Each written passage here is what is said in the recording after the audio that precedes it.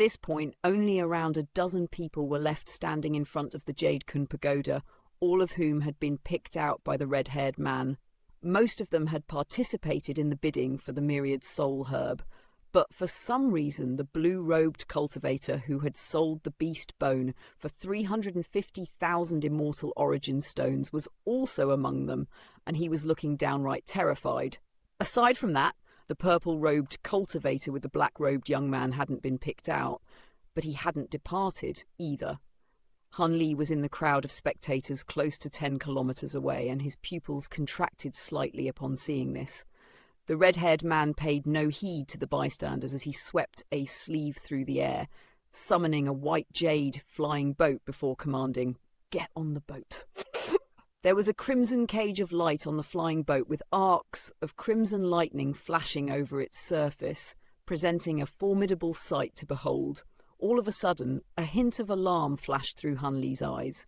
Earlier, he had felt like the red-haired man looked a little familiar, and upon closer inspection now he realized that his facial features were quite similar to Gongshu Ju's, so the two of them were most likely related. Right at this moment, a blue-robed elderly man stepped forward as he harumphed coldly. "You immortal envoys can't just do whatever you please.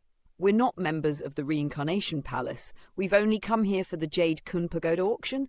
You can detain anyone else you want, but I'm not just going to hand myself over." At the same time, bright blue light erupted out of his body alongside his peak golden immortal stage aura, and a burst of glacial power swept through the surrounding area, instantly freezing the nearby space. Immediately thereafter, a burst of blue ripples that were giving off glacial law power fluctuations surged out of the elderly man's body, basking the entire area in a radius of over 100 feet around in a cold blue glow. A dull thump then rang out as the elderly man propelled himself up into the heavens. All of this had taken place in the blink of an eye, and all of the bystanders only saw a flash of blue light before the elderly man rose up into the sky. "Did I say you could leave?"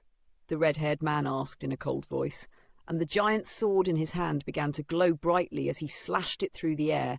A resounding boom instantly rang out above the elderly man's head, and a massive fiery worm projection emerged out of thin air.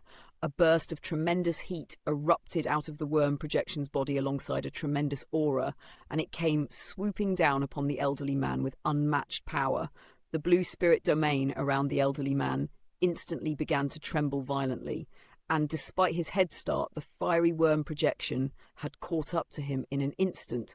In his desperation to get away, the elderly man opened his mouth to release a short blue spear, immortal treasure, which shot forth toward the worm projection as a streak of blue light.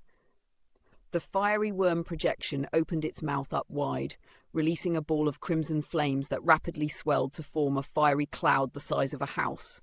A resounding boom rang out as the fiery cloud and the streak of blue light clashed before both instantly exploded, and the fiery cloud swelled up even further to devour the blue spear, then continued to rumble directly toward the blue-robed elderly man. In the blink of an eye, the elderly man was inundated by the fiery cloud, and a roar of fury and agony rang out from within. Immediately thereafter, the fiery worm projection up above swooped into the fiery cloud as well, and an explosion rang out, following which the elderly man's voice abruptly faded. The fiery cloud then disintegrated into countless specks of red light that quickly dissipated, and no trace of the blue-robed elderly man was left behind. Everyone else was stunned into silence upon seeing this. "Don't make me repeat myself," the red-haired man said in a cold voice. After that display of intimidation, no one dared to raise any further objections, and they quickly flew onto the green flying boat before entering the crimson cage. All of the bystanders in the distance were also stunned by what they had seen. The red-haired man was even more powerful than Hun Li had anticipated, but his gaze only lingered on him for a moment before he turned his attention to the black-robed young man who hadn't flown onto the boat like everyone else. The red-haired man turned to the black-robed young man with a cold look in his eyes, and the latter remained completely unfazed as he said with a nonchalant smile, "I have an avid interest in all flying spirit treasures, but I'm afraid I'm not a fan of cages." The red-haired man exchanged a glance with his companion, following which the latter instantly appeared behind the black-robed young man. "You were the one who purchased the myriad soul herb, right? Fox 3 of the Reincarnation Palace?" the red-haired man asked. "Fox 3? Are you speaking to me?" "You have the wrong guy, but that's not a bad name." "I like it," the black-robed young man said with a relaxed grin. "Ever since you snuck into the vast heavens Immortal Palace to steal that precious treasure 100,000 years ago, you've been periodically committing crimes across various immortal regions. We've finally managed to lure you out this time. If you know what's good for you, then surrender right away, and if you hand over the treasure that you stole, I can grant you a swift and painless death," the red-haired man declared as the crimson flames around him began to steadily brighten. A tremendous, scorching aura resembling that of a volcanic eruption surged out of his body, and the nearby ground instantly split open while becoming charred black. A terrifying wave of heat swept forth in all directions, and all of the bystanders hurriedly retreated even further. "So he's the renowned thief, Silver Fox," Taoist Master Jingyang murmured to himself.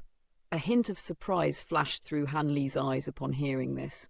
Back on the immortal slaying list in the city, he had indeed seen a man by the moniker of Silver Fox.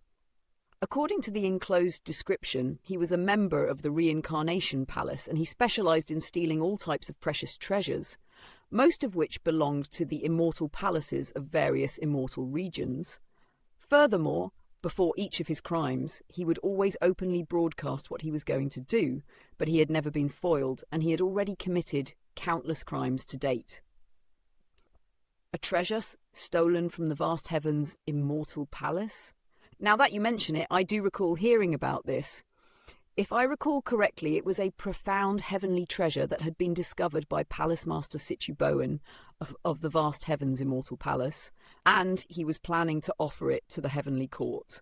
For that occasion, he had even held a grand ceremony with many golden immortals and even several immortal envoys sent from the heavenly court in attendance. Unfortunately, the treasure was stolen the day before the ceremony. What a pity! How embarrassing must that have been for that Palace Master and those immortal envoys? Having said that, why are you blaming me for this? Are you trying to find some random person to play the role of scapegoat? The black-robed young man asked. This had always been an extremely embarrassing incident that the heavenly court had tried to keep secret. Yet the black-robed young man had just revealed the details of the incident in front of so many people. This revelation naturally created quite a stir among the crowd of bystanders, and no one dared to say anything in the presence of these immortal envoys. But the ridicule and amusement in the eyes of some of the bystanders was very apparent. Veins began to bulge on the red-haired man's forehead, and the killing intent in his eyes was growing by the second. "No matter what you say, you're not getting out of Jade Gathering City alive," the thin man standing behind the black-robed young man declared in a cold voice, while the red-haired man stepped forward with a cold sneer on his face. The thin man also began to make his way forward, and the two of them approached the black-robed young man together while releasing their tremendous spiritual pressure. "What a pain in the backside! Why am I always being harassed by you people? All I want is to be able to live in peace, even if it's only for a short while. Is that really too much to ask?" The black-robed young man sighed in a resigned manner. As soon as his voice trailed off, his body suddenly transformed into a warped silver line that vanished from the spot in the blink of an eye. Meanwhile, the purple-robed cultivator was standing with his hands clasped behind his back while looking up at the sky, and it seemed that he had no intention of stepping in. "You're not getting away!" The red-haired man roared as the flames burning over his body swelled up even further while rapidly spreading in all directions, instantly forming a crimson spirit domain that encompassed most of the Jade Kun Pagoda and several of the nearby buildings. The crimson spirit domain was filled with incredible heat, and all of the buildings encompassed within it, with the exception of the Jade Kun Pavilion, were quickly incinerated into nothingness. The bystanders looking on from afar retreated even further upon seeing this, but thankfully they were already a sufficient distance away that they weren't encompassed within the Crimson Spirit Domain. After summoning his spirit domain, a hint of surprise flashed through the red-haired man's eyes. He was unable to detect the presence of the black-robed young man through spirit domain or his spiritual sense, and it seemed as if he had truly vanished. In the instant that the black-robed young man made his escape, the thin man also immediately made a hand seal before releasing a beam of azure light that pierced into the space up ahead. And in the next instant, an enormous azure light barrier that encompassed an area with a radius of several dozen kilometers emerged. It was a hemispherical light barrier with countless tornado projections raging through it, amid bursts of thunderous rumbling. Spatial fluctuations were emanating out of the azure light barrier, and it was clear that there were spatial restrictions inside that prevented the black-robed young man from using any teleportation techniques. The two immortal envoys were clearly very well prepared in their bid to capture Silver Fox.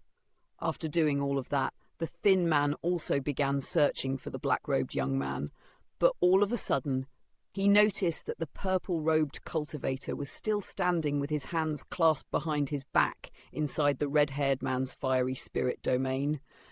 He hadn't channeled any cultivation arts to protect himself, but the surrounding crimson flames were somehow kept 3 feet away from him by a burst of invisible force. The thin man raised an eyebrow upon seeing this, and he was just about to conduct a closer examination when a loud roar suddenly rang out as the red-haired man swiveled around while slashing his giant sword through the air. A sharp clang rang out as the giant sword clashed against a streak of silver swordlight that was as thin as a cicada's wing, and it was giving off a faint glow, as well as a flurry of silver runes. A cold sneer appeared on the red-haired man's face as the flames on his giant sword reared up with tremendous force, and the streak of silver swordlight was instantly shattered. However, at the exact same moment, a burst of spatial fluctuations erupted behind the red-haired man, and 2 identical streaks of silver swordlight emerged out of thin air before hurtling directly toward him from behind.